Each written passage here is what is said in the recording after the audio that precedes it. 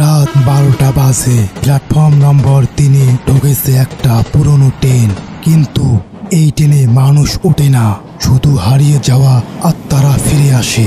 কারণ এই ট্রেন ফিরে আসে অতীত থেকে। 3 বন্ধু রেজা, মোটু আর পাতলু এক রাতে শহর ছাড়তে উঠল সেই ট্রেনে।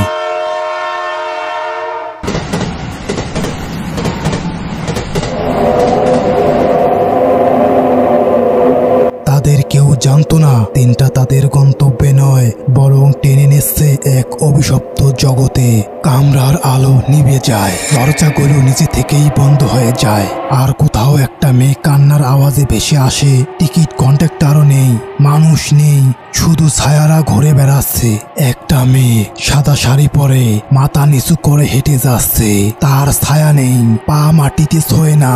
সে ফিসফিস করে বলে 10 বছর আগে এই ট্রেনেই মারা গিয়েছিল সে, বিনা কারণে।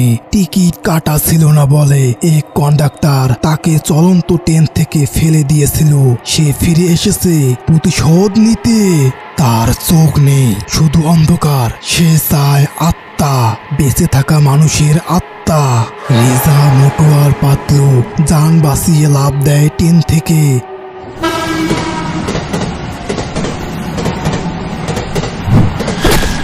তারা পড়ে যায় জঙ্গলে, তাদের হৃৎপিণ্ড ধড়পড় করছে। কিন্তু ট্রেনটা, তারা ঘাড় ঘুরিয়ে দেখে ট্রেনটা হাওয়ার মতো মিলিয়ে গেল অদৃশ্যে।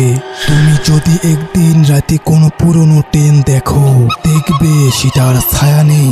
আর তুমি যদি ভুল করে উঠে পড়ো, তাহলে মনে রেখো সকাল আর আসবে না। কারণ এই ট্রেনে উঠলে গন্তব্য শুধু মৃত্যু। আর চ্যানেলটি সাবস্ক্রাইব করে না থাকলে এখনই সাবস্ক্রাইব করে ফেলো।